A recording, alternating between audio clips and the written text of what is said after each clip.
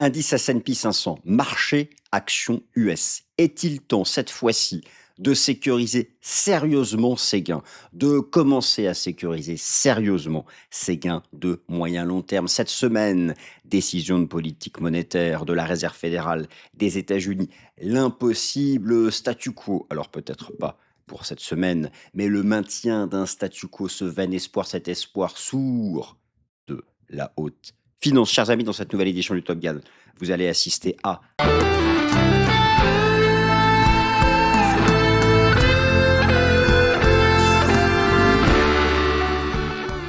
Cette émission vous est présentée par Swissquote. le contenu de cette vidéo ne constitue en aucun cas un conseil financier. Merci à tous.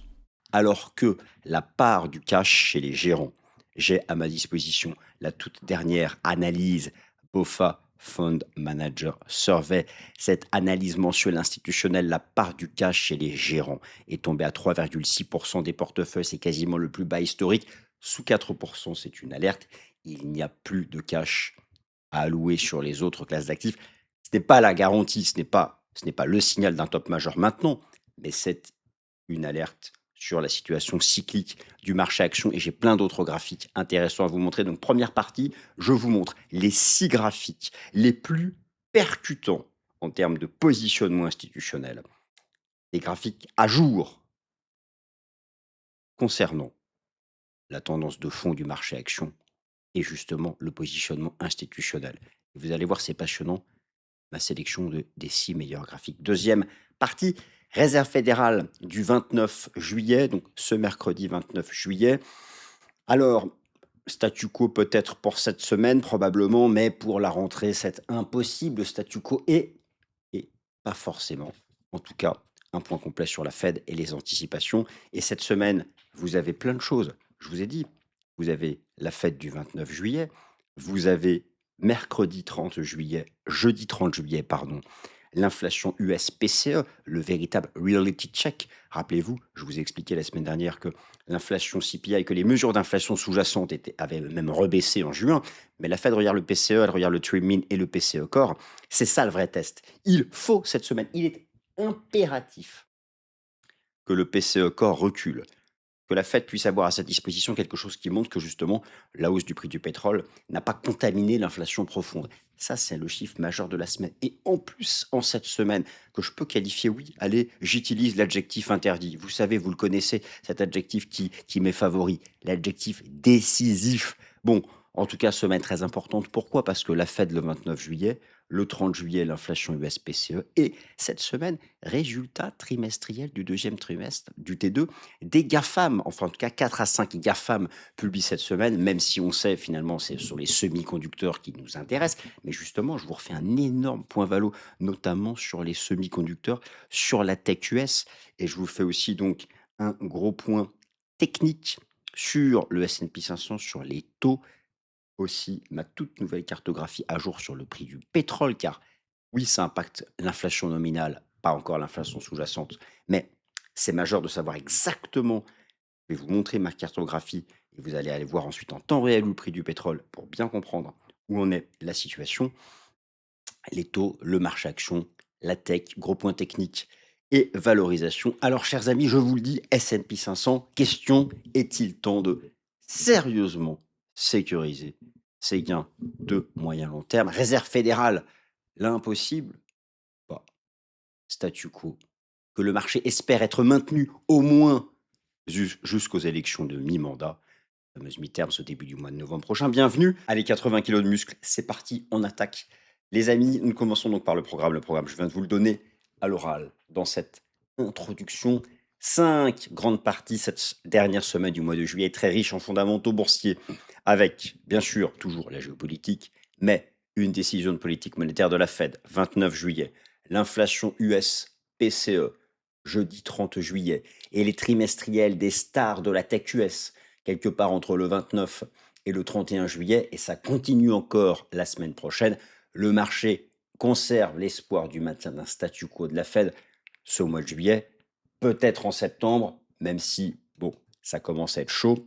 Et bien sûr, le marché conserve l'espoir que le marché action évite une séquence de correction violente, tour d'horizon technique est fondamental, alors qu'il est probablement temps de commencer à sérieusement penser à sécuriser ses gains de moyen long terme. En tout cas, il semble que cela soit l'enseignement de 6 graphiques que j'ai sélectionnés pour vous. D'où viennent-ils? C'est toujours important de citer ces sources. Ils viennent de la très respectable, c'est un avis personnel, et de la très respectée, c'est objectif. C'est comme ça qu'elle est traitée par la haute finance, par les asset managers. La fameuse étude mensuelle de la Bank of America, la BOFA FMS pour Fund Manager Survey, l'étude du positionnement mois après mois des gérants institutionnels. Et souvenez-vous, il y a 3 semaines, je vous ai fait une vidéo en vous expliquant que nous n'avions pas encore atteint l'optimisme exacerbé, que nous étions dans une phase d'euphorie, mais pas encore proche des métriques qui doivent alerter sur le fait qu'un top majeur peut être proche ou en vue. Et là, je ne parle pas de niveau technique, je parle de positionnement institutionnel. Laissez-moi donc vous parler de 6 graphiques qui invitent maintenant à la prudence, et ce, quelle que soit en réalité l'actualité géopolitique, et même, je dirais aussi, quels que soient les fondamentaux, parce que parfois, un positionnement excessif peut créer un mouvement de marché, un mouvement de contre-pied, parce que justement le réservoir est rempli. Rappelez-vous cette image, cette analogie que j'ai de vous présenter la théorie des réservoirs. Lorsque imaginez 2 bonbonnes, imaginez 2 barils de pétrole, hein, voilà, c'est dans l'actualité. Imaginez un premier baril d'acheteur et un second baril de vendeur. Concentrez-vous sur le réservoir, le baril des acheteurs. Lorsque le baril des acheteurs se remplit petit à petit, arrive un moment où le baril des acheteurs arrive à ras-bord. Et que se passe-t-il lorsque l'on continue de remplir un baril qui arrive à ras-bord? Il ne peut que se vider. Et donc, d'un point de vue du positionnement institutionnel, sommes-nous arrivés ou proches d'être arrivés en haut de ce baril? Premier graphique, il est majeur. Il s'agit de la part du cash chez les gérants. C'est assez logique, concrètement, pour résumer la situation, au sein des asset managers, vous avez alors les asset managers lèvent des fonds, c'est pas pour les garder dans la poche. Un asset manager lève des fonds, ça lui crée donc une poche de liquidité. À partir de cette poche de liquidité, en gros, soit il va vers les actions ou les obligations. C'est vraiment un schéma simplifié. Cette part du cash, eh bien, en fait, elle évolue à travers le temps et on constate qu'il y a des bornes. Concrètement, on voit qu'elle évolue entre, 3, 3,5 et 7-8. En général, quand la part du cash est à 7-8, le marché est proche d'un point bas important parce qu'il y a beaucoup de cash qui est disponible pour se déverser sur les actions et les obligations. Mais quand la part du cash arrive tout en bas de son seuil, des 3-4, eh bien, ça ne peut pas baisser davantage, c'est la zone basse et il n'y a plus de cash pour venir se déverser sur les actions et les obligations. Et donc, alerte, les données datent de juillet 2026, la part du cash chez les gérants est retombée à 3,6% du portefeuille, des portefeuilles en moyenne. C'était tombé à 3,4 déjà au printemps dernier. Donc c'est une zone basse. Attention, ça ne veut pas dire que le top est là. Ça peut prendre parfois des mois, d'accord? Mais c'est quand même quelque chose d'important à noter et arrivera un moment où en fait, si vous voulez, même si vous pouvez avoir de bons fondamentaux, s'il y a plus de cash à allouer, on parle d'allocation d'actifs vers des actions et des obligations, le marché ne peut pas monter davantage. Souvenez-vous, ma théorie des réservoirs. Un réservoir rempli à ras-bord, je l'arrose, il ne peut que se vider. Voilà. Je trouve que cette image est assez donc voilà, donc ça c'est un chiffre quand même qui n'est pas qui n'est pas anodin, qu'il faut avoir, en tête. Ensuite, ça c'est intéressant, surtout en cette semaine de réserve fédérale des États-Unis, alors que la géopolitique, le pétrole et cetera et cetera. Et en fait, la haute finance ne croit pas en une hausse de taux. Alors pas pour cette semaine, alors s'il y a une hausse de taux cette semaine, c'est vraiment que là, c'est chaud. La haute finance a en elle ce sourd espoir. D'où vient-il? Ce sourd espoir vient du fait que, en novembre, ce sont les élections de mi-mandat et que d'un point de vue politique, il serait très malvenu de la part de la réserve fédérale de Kevin Warsh, qui, vous le savez, n'est pas seul à décider. Vous connaissez le principe du fonctionnement du FOMC, 12 membres votants, etc., blabla. Je vous ai déjà tout expliqué 1000 fois, mais on aura l'occasion d'en reparler. Mais il n'est pas seul à voter, il n'a pas droit de veto. En cas d'égalité, il a le dessus. Bon, ça, ce sont les règles principales. Bon. Mais la haute finance se plaît à espérer qu'il n'y ait pas de mouvement de la Fed avant les élections de mi-mandat. Donc ça, je trouve que c'est intéressant, alors que d'ici les élections de mi-mandat, il reste la décision de politique monétaire de ce mois de juillet, la 29 juillet, et celle du mois de septembre. Troisième graphique important, rappelez-vous, les risques que liste la haute finance en lien donc avec un potentiel risque systémique, et donc plus que jamais, eh bien, c'est à nouveau les dépenses d'investissement des hyperscalers AI, tous ces géants, Amazon, Google, etc., qui investissent dans des milliers de data centers à travers le monde. Bon, et toujours le fait que tout cet argent investi, les CAPEX, les dépenses d'investissement, eh bien, que cet argent ne soit pas derrière rentabilisé. Bon, voilà, ça, enfin, tout le monde a ça en tête. Bon, le crédit privé recule un peu. Je vous ai fait déjà une vidéo sur le crédit privé. Et c'est intéressant vraiment de voir que finalement, les autres risques sont très marginalement cités. Quatrième graphique qui me semble très important, les fameux trades qui sont considérés comme the most crowded trade. C'est-à-dire qu'en fait, quand bien même vous allez avoir de bons fondamentaux, même si vous avez des perspectives de bénéfices encore ultra solides, etc., arrive un moment où ce fameux réservoir, gardez bien en tête cette analogie que je vous propose, la théorie des réservoirs. Et c'est assez logique de comprendre que lorsqu'un réservoir est rempli, quand bien même, quand bien même la qualité du liquide à l'intérieur est exceptionnelle, eh bien, si le réservoir est rempli, il ne peut que se vider. Donc, ça fait plusieurs mois consécutifs que le long global semi-conductor est vraiment considéré comme le trade le plus crowded. C'est même pas les Magnificent Seven, hein, qui sont pas forcément tous des stars des semi-conducteurs. En fait, c'est surtout Nvidia parmi les Max 7 qui est dans les semis en direct. Euh, mais donc, finalement, les GAFAM qui pèsent dans le S&P 500, techniquement parlant, ne sont pas du tout en surachat massif. Et c'est pourquoi cette semaine, vous avez la publication des GAFAM. Vous avez 4 GAFAM qui publient cette semaine. Et si les résultats sont bons, bah, eux, ils ne sont pas en bulle, hein, donc ça peut tout à fait relancer encore le S&P 500. Donc, il faut bien aussi avoir ça en tête. Ce ne sont pas les GAFAM qui sont en crowded trade, ce sont les semi-conducteurs.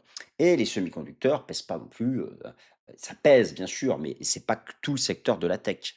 Donc effectivement, alors dans les principaux risques qui sont cités, comme d'habitude, bien sûr, toujours pareil, la bulle de l'IA et la seconde vague d'inflation. La seconde vague d'inflation, c'est bien sûr la géopolitique, le prix du pétrole, les détroits, bon, tout le monde a pigé. Et donc, alors, et encore, je vous ai fait une vidéo spéciale mercredi dernier, enfin spéciale, un Fast and Forex, vous expliquant que le pétrole a surtout un impact pour le moment sur l'inflation nominale, qu'il n'impacte pas l'inflation profonde, qui est mise en avant par l'inflation sous-jacente, Core CPI, Core PCE et le Trim Min PCE, mais que cela peut finir par arriver. C'est ça que regarde la Fed. C'est pourquoi probablement, très probablement cette semaine, la Fed va conserver donc le statu quo. Mais ce graphique-là me semblait intéressant. Et enfin, donc un sixième graphique intéressant. Souvenez-vous, je vous ai expliqué que les phases, en fait, les tops majeurs arrivent lorsqu'on arrive en zone d'euphorie.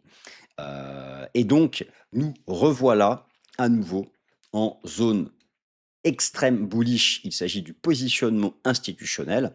Bon, nous ne sommes pas à 10, mais nous sommes dans cette zone extrêmement haute. Et au contraire, regardez, les points bas de marché, c'est lorsqu'on est en phase de pessimisme majeur. Et ce fut notamment les points bas donc, de mars 2020 et d'octobre 2022.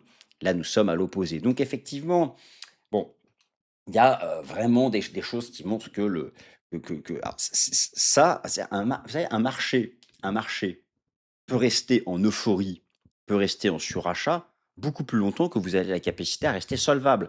C'est-à-dire que si vous êtes agressivement short toutes les semaines, si toutes les semaines vous prenez des shorts à effet de levier en vous disant c'est euphorique, c'est n'importe quoi, ça, et viendra le moment où effectivement ça va commencer à corriger, sauf que vous n'aurez plus de capitaux. Donc c'est un cadre qui appelle à la prudence, mais il faut un signal technique pour vraiment valide. Il faut des cassures de support moyen long terme. Donc voilà, en tout cas, ce sont ces 6 premiers graphiques qui invitent à la prudence. La fête du mercredi 29 juillet, statu quo confirmé. Alors, sauf surprise, sauf vraiment surprise de dernière minute, j'y crois pas, il faudrait, la Fed ce 29 juillet devrait maintenir le statu quo. La vraie question se pose pour la réunion du mois de septembre. Vous avez vu que les institutionnels ne croient pas à une hausse du mois de septembre parce que c'est avant les élections de mi-mandat et que là, il y aurait vraiment un énorme conflit avec la Maison-Blanche. Maintenant, si le statu quo doit être maintenu en septembre, il va falloir le justifier. Et pour le justifier, la Fed de Kevin Warsh a besoin, alors elle peut s'appuyer sur les métriques de l'inflation profonde, mais elle a surtout besoin aussi d'un apaisement du prix du pétrole, d'un apaisement du prix du gallon pour le consommateur américain, le gallon qui est égal à 3, oui, 3,78 litres, je crois, si je dis pas de bêtises. Donc alors, alors pour ce 29 juillet, vous n'aurez pas la mise à jour des projections macroéconomiques de la Fed. Vous allez avoir un communiqué de presse comme d'habitude. Alors il est intéressant parce que, à la différence de Jérôme Powell, Kevin Warsh, rédige lui-même ses communiqués de presse et c'est propre, il écrit à la mano, ça change des anciens communiqués de presse qui sont collés-collés et il y aura une conférence de presse. Alors au stade actuel, selon l'outil CME Fed Watch Tool, il y a quand même une probabilité dominante que la Fed maintienne le statu quo pour sa décision de politique monétaire du 29 juillet. Pour le mois de septembre, pour l'instant, c'est une hausse de taux qui a le dessus. Mais tout ça peut aller très vite en fonction de la situation géopolitique, du prix du pétrole, de l'évolution de l'inflation sous-jacente. Et c'est pourquoi cette semaine, j'insiste, plus peut-être encore plus important que cette fête du 29 juillet, c'est le chiffre de l'inflation US PCE du jeudi 30 juillet qui va vraiment avoir un impact fort sur le marché, qui va avoir un impact fort sur le marché. Donc justement, inflation PCE du jeudi 30 juillet, un véritable reality check pour la Fed. Pourquoi est-ce un reality check pour la Fed? Parce que vous avez eu, et cette dernière semaine, la mise à jour du CPI et du PPI. Je vous rappelle que vous avez 3 grandes mesures de l'inflation. Le PCE, le CPI, le PPI. PPI, prix à la production, prix sorti d'usine, qui a quand même été négatif en mensuel en juin. L'inflation CPI Core qui a redroppé à 2,6. Donc il y a eu récemment, et puis des mesures d'inflation temps réel, et même le Trim Min PCE, l'inflation vraiment profonde qui exclut les éléments volatiles, notamment l'énergie, montre que pour l'instant, la hausse du prix du pétrole, mais ça je vous renvoie vers le Fast and Forex de la semaine dernière, je ne refais pas la même chose, ne s'est pas transmis à l'économie dans sa profondeur. C'est sur ça que pour le moment, la fête de Kevin Warsh peut s'appuyer. Donc effectivement, vous avez eu en juin une chute, et là, en fait c'est majeur, regardez bien. Vous avez eu en juin une chute de l'inflation CPI Core à 2,6. Ça c'est bien ça. Ça c'est bien. Mais ce qu'il faut maintenant, c'est que cette semaine, le PCE Core confirme. Le CPI Core a droppé à 2,6. Le CPI a une façon différente d'être calculé que le PCE. La Fed regarde surtout le PCE parce que ça s'appuie sur des données comptables, du solide, du concret, du pas de bullshit. Dans le CPI, il y a beaucoup de parties sondage. Donc cette semaine, ce que l'on veut voir, c'est un alignement du PCE Core sur le CPI Core. En clair, en juin, le CPI Core a baissé. Nous voulons, la haute finance américaine veut voir, tous veulent voir, la baisse aussi PCE Core cette semaine. Et est-ce garanti? Non, puisque la pente quand même depuis le début de l'année du PCE Core n'est pas très bonne. Alors certes, nous ne sommes pas en vague inflationniste comme 2021-2022, mais la pente n'est pas bonne. Il faut, c'est obligatoire. Si vous n'avez pas cette semaine, alors le consensus pense qu'on va passer de 3,4 à 3,2. Donc, ok. Même l'algorithme de la Fed de Cleveland nous dit on passe de 3,4 à 3,3. 3,4 à 3,3, c'est pas non plus la folie furieuse. Mais pour avoir encore l'espoir d'un statu quo de rentrée, il faut vraiment voir le PCE Core prendre la direction du sud. En fait, Kevin Warsh, lui, il est de bonne volonté, il veut pas monter les taux. Mais s'il n'a pas le choix, pour ne pas monter les taux, il faut qu'il puisse s'appuyer sur quelque chose. Alors, il peut notamment s'appuyer effectivement sur le trim mean, sur le trim mean PCE, qui est vraiment, ça c'est la version du PCE qui est vraiment qui représente l'inflation structurelle US. C'est encore plus puissant que le PCE Core. Retenez bien, le trim mean PCE est encore plus puissant. Lui, on voit qu'il est à peu près flat. Il faut absolument pas donc et tout ça, c'est pourquoi il faut l'apaisement géopolitique certes, le prix du pétrole certes, mais vraiment cette inflation profonde, c'est ce qui compte. Et alors, les derniers rapports sur l'emploi étaient plutôt décroissants. Le marché du travail américain a un peu plus faibli que prévu. Ça va vraiment dans le sens, si vous voulez, d'un statu quo pour ce 29, juillet. Donc la Fed, voilà, le 30, hein, le 30 juillet, jeudi 30 juillet, la mise à jour du fameux PCE-US. Ce sera ce qu'il y a de plus important. Et donc ici, je vous ai fait la synthèse, donc CPI, PCE et Trimin PCE. Donc là, ce sont en version nominale. Donc il y a pas de, c'est la version nominale. Vous voyez, donc le PCE est quand même moins impacté que le pétrole, par le pétrole. Dans le Trimin, il n'y a pas d'énergie, il n'y a pas les éléments volatiles, il n'y a pas le pétrole. C'est vraiment l'inflation profonde, mais il y a quand même une sensibilité indirecte. C'est pour ça que la Fed regarde surtout celui-là, mais elle regarde surtout le PCE Core. Donc voilà, ça va être vraiment important cette semaine du 30 juillet. TechUS, résultat du T2, un sans faute obligatoire. Alors, vous savez, ce qui est en bulle, mais parce que ça fait du pognon, c'est les semi-conducteurs. Cette semaine, vous avez la publication des GAFAM, beaucoup de GAFAM. Alors bien sûr, ils sont en lien avec l'IA, mais ce sont les autres compartiments du secteur de la tech. Et vous allez voir qu'en fait, ça reste complètement sous contrôle en termes de valorisation. Donc cette semaine, vous avez donc les résultats notamment de Microsoft, de Meta. Ça, ce sera le mercredi 29 juillet. Donc là, je suis sur le site TradingView et sur la rubrique donc des bénéfices du site TradingView. Ensuite, vous allez avoir Apple et Amazon, Mastercard, etc. le jeudi 30 juillet. Donc, vous avez beaucoup de résultats qui vont être publiés. Alors, où en est-on d'un point de vue déjà de la valorisation? Vous avez ici la valorisation du secteur tech selon le PE de Schiller en bleu et le PE régulier en vert. En termes de PE de Schiller, on a récemment fait un nouveau record, mais on s'est replié. On est quand même à 66. En termes de PE régulier, on est loin du record. Donc, en termes de PE régulier, c'est assez encore sous contrôle. En termes d'anticipation de profit, alors les résultats du second trimestre ont déjà commencé à tomber, mais pour le plus gros de la tech, c'est cette semaine et la semaine prochaine. Le marché anticipe toujours, je vous rappelle, une croissance des profits du secteur de la tech de plus de 60. Et cette anticipation de croissance pour les résultats du T2 enfin Q2 quarter en anglais, ça n'est dépassé que par le secteur de l'énergie. Il est normal, les États-Unis sont le premier producteur mondial de pétrole, premier exportateur mondial de pétrole. Bon, voilà, ils écrasent tout le monde, les States, en termes d'énergie.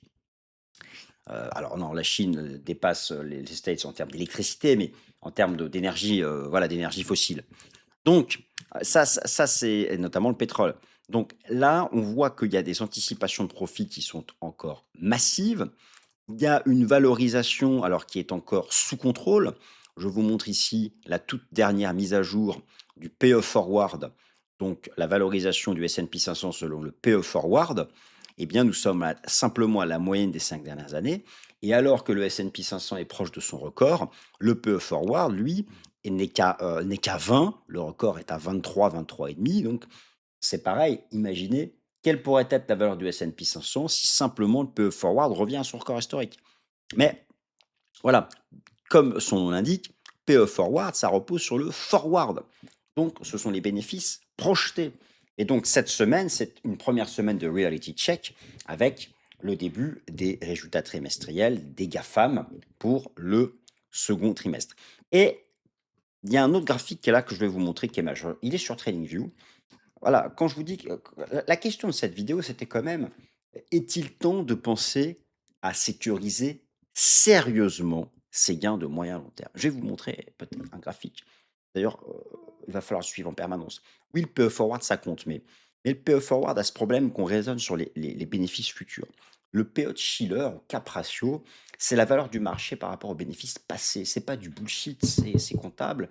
Et c'est la moyenne des 10 dernières années, c'est une moyenne mobile, et c'est retraité de l'inflation.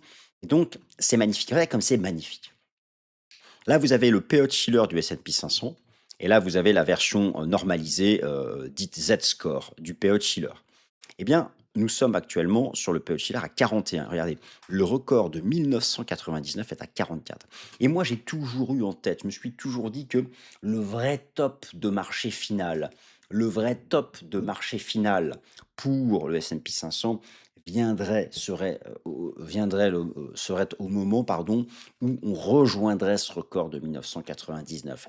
Et que tant qu'on l'a pas rejoint, en fait, toutes les corrections du S&P 500 s'inscrivent dans un cadre court terme, parfois quelques séances, parfois quelques semaines, mais qu'après cela, et une fois l'élément de pression court terme maîtrisé, la tendance de fond reprend, et ce jusqu'à ce qu'on rejoigne ce record. Regardez-le bien comme il est beau, ici en version Schiller classique, ici en version normalisée, formule Z-score.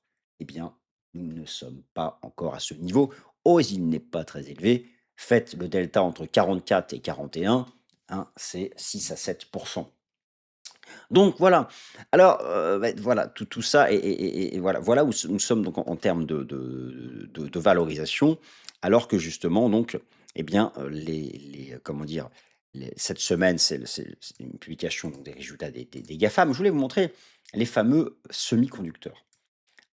Des semi-conducteurs, tout le monde s'emballe parce que ça a eu, une dynamique verticale. OK, c'est un fait. Dynamique verticale et que le trade est crowded. Je vous l'ai montré, tout le monde est long. Donc ça, c'est un risque de positionnement. Mais en termes de valo, en fait, regardez Micron. Je vous en parlais la semaine dernière de Micron. Micron qui, dès que Micron corrige de quelques séances, quelques semaines, ça refait des séances à plus 10, plus 15. Je vous en ai parlé dans ma sélection de 7 valeurs lundi dernier. Micron, là, c'est les toutes dernières données à jour. Le PE forward est de 5,80. 5,80. Un PE forward à 5,80. Déjà, c'est quasiment gratuit. C'est vraiment pas cher dans tous les secteurs. Mais un PE forward à 5,80 dans le secteur des semi-conducteurs en lien avec l'IA, ça veut dire que c'est une action quasiment gratuite. Alors que le titre a gagné 1000% depuis le point bas d'avril 2025. Rappelez-vous à l'époque la guerre commerciale.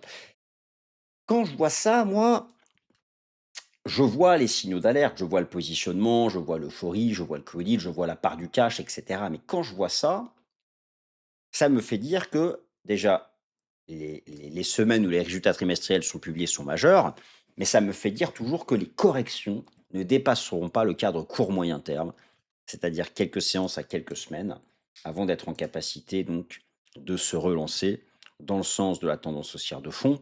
Là, je vous montre quelques éléments de valorisation du secteur des logiciels, et notamment, je vous ai dit que vous aviez cette semaine et ces 2 prochaines semaines, Microsoft, Meta et Alphabet qui publient et qui ont des PE forward tout à fait sous contrôle en fait. Ils ne sont pas non plus en zone. Mais de toute façon, ces actions-là, les Magnificent Seven ne sont pas en crowded trade, hein. Vous avez vu que le trade qui est crowded, ce sont les semi-conducteurs. Ce n'est qu'une industrie de la tech. Mais les Magnificent Seven ne font déjà, à part, il y a Nvidia qui est à fond dans les semis, mais les autres ont plein d'autres activités. Et ces activités-là ne sont pas du tout crowded et c'est même pas trop cher. Donc en fait, ces actions-là ont toujours la capacité de se relancer et d'entretenir la hausse du S&P 500, peut-être jusqu'à ce que mon PE de Schiller atteigne ce niveau des 44 que je vous ai montré juste avant. Et donc, ça veut dire que les corrections court-moyen terme, qui sont par exemple liées à la géopolitique, ne sont pas faites pour durer. Et nous terminons donc cette nouvelle édition du Top Gun par un tour d'horizon technique sur le 2 ans américain, le S&P 500 secteur de la tech. Bon, je vous ai mis ici quelques valeurs. Est-ce qu'on va toutes les regarder? Alors, ça, c'est bien sûr le prix, le prix du pétrole. Je vous ai fait une cartographie déjà la semaine dernière. Je vais vous remontrer ça, mais dans les éléments vraiment importants, donc, à noter, déjà, le S&P 500, le seuil moyen long terme, c'est 7050, 7100. En mensuel, en hebdomadaire, 7050, 7100.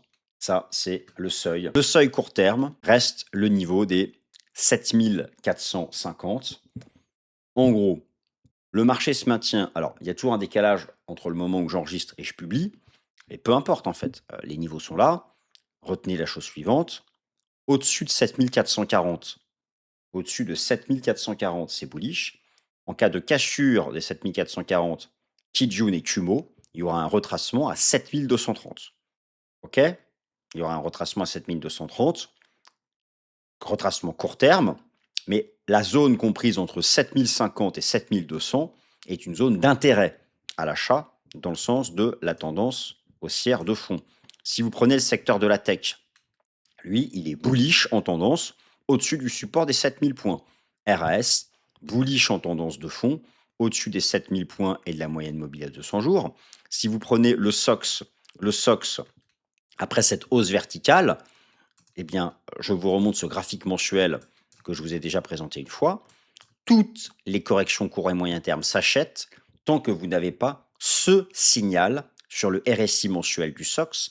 Un signal, je vais vous montrer en logarithmique pour que vous voyez bien que ça correspondait, ça anticipait bien les phases de correction de plusieurs mois du SOX, l'indice des semi-conducteurs, la cassure du niveau des 70 sur le RSI mensuel, ici donc en 2000, ici en 2015, 2018, 2022, et à chaque fois, cette cassure par le bas du niveau des 70 sur le RSI mensuel anticipait plusieurs mois de correction, et au stade actuel, ce signal n'est pas donné. Alors nous verrons bien à la clôture mensuelle de la fin de ce mois de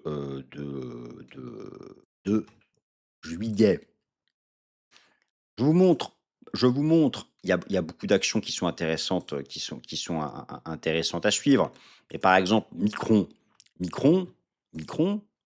le titre a fait 1939% de hausse depuis avril 2025 et il a un PE forward de 5,80. C'est c'est exceptionnel. Si vous voulez qu'après une telle hausse, on n'ait pas un PE forward à 50 ou 60, il est à 5. Moi, quand je vois ça, j'ai pas d'inquiétude. Dès que ça corrige de 3 4 semaines, je paye. Ce qui serait du pain béni, c'est de revenir sur la moyenne mobile à 200 jours. Mais dès que ça corrige de 3 4 semaines, d'ailleurs, ça fait régulièrement ensuite des séances de rebond. Mais moi, j'ai pas d'inquiétude quand je vois donc ce PE forward qui reste sur des niveaux extrêmement bas. Il faut aussi surveiller, bien sûr, le KOSPI. C'est l'Asie, c'est la tech, c'est Hormuz, c'est la Corée du Sud. C'est pareil, si on revient tester la moyenne mobile à 200 jours sur le KOSPI, j'estime que ce sera aussi donc une opportunité. Le 2 ans américain reste enfin vraiment ce qui permet de mesurer encore plus la pression sur la Fed. Il est vrai que tant que le 2 ans américain se maintient au-dessus du taux de la Fed, c'est que le marché dit à la Fed, vous devez monter les taux pour conserver votre crédibilité. Et plus on s'éloigne des 3,75, plus la Fed est sous pression. Et là, le 2 ans est à 4,26. Alors, chers amis, eh bien, lorsque vous regardez la vidéo de ce Top Gun, allez tout de suite voir sur TradingView où se situe le US02Y. Allez voir le graphique du US02Y. Sommes-nous encore en train de monter ou en train de reprendre la direction vers les 3,75? Et vous aurez déjà un début de réponse importante sur le fait de savoir est-ce que la Fed sera en mesure ou pas de maintenir le statu quo en septembre, ou sera-t-elle obligée de passer une hausse de taux? Mais si elle le fait quelques semaines avant les élections de mi-mandat, ça va chauffer pour Trump, pour les élections de mi-mandat. Bon, donc tout ça va être hyper passionnant et potentiellement explosif ou pas à la rentrée. Alors, d'après vous, est-il temps de sérieusement sécuriser ses gains ou au contraire, les corrections court terme sont-elles encore des opportunités pour se placer dans la tendance haussière de fond? Hâte de lire votre avis. Merci. Ce contenu est informatif et éducatif destiné aux personnes connaissant les marchés financiers. Il ne constitue pas un conseil en investissement, juridique ou fiscal. Le trading et l'investissement comportent des risques, notamment la perte de capital. Les CFD et actifs numériques sont volatiles et ne conviennent pas à tous. Swissquote décline toute responsabilité quant à l'exactitude du contenu ou aux pertes liées à son usage. Produits et services disponibles selon la législation en vigueur.